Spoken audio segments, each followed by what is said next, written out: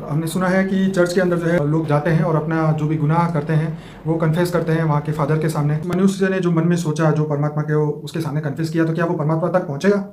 पहले पहुंचता था, एक जमाना था, एक टाइम था तो अब कि क्या गुरु के माध्यम से, गुरुओं में इतनी शक्ति होती थी, पहले के गुरुओं में इतनी शक्ति होती थी और गुरु वो अपने शिष्यों को, अपने जो है उनको पावर देते थे, उनके पास सच्चा मार्गदर्शन होता था। तो वो और जमाना बदल चुका है, अभी ये समय बदल तो हो अभी चुका है। अगर हमारा संकल्प, हमारा विचार, हमारा ये नहीं पहुंचेगा परमात्मा तक, तो फिर फायदा क्या कन्फेस? परमात्मा तक डायरेक्ट निराकार को बात करो तुम, डायरेक्ट निराकार सुनता है, ऐसे थोड़ी है कि मीडिएटर की जरूरत है। तो मैं आपको वही तो पूछ रहा हूँ, तो आप डायरेक्ट मीडिएटर की कोई जरूरत नहीं है।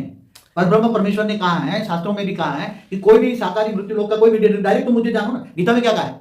गीता का ज्ञान क्या कहता है? तुम मुझे जानो और तुम मुझे याद करो। क्या कहा है गीता में? क्या कहता है? तुम आत्मस्वरूप मुझ परमात्मा को याद करो तो मैं तुम्हें सारे पापों का विनाश कर दूंगा और अंत में तुम्हें परम धाम ले जाऊंगा। तुम अपने आप को, स्वयं को जानो पहले। तुम पहले पश्चाताप करने से पहले तुम आत्मा हो, आत्मा अजर अमर अविनाशी जो कहते हैं, तो अपना आत्मा कहाँ रहती है जानो, क्यों, कैसे याद करें, आत्मा की योग करने की विधि, आत्मस्वरूप की अनुभूति की विधि, और वो जानो। और तुम ऑलमाइटी अथॉरिटी को जानो ना। जैसे गीता का भगवान श्री कृष्ण ऑलमाइटी है, तो वो ऑलमाइटी निराकार ओरिजिनल श्री कृष्ण का साकार रूप है, ओरिजिनल का साकार रूप, तो निराकार को मानो डायरेक्ट। बीच में मीडिएटर को लाने की क्या जरूरत है?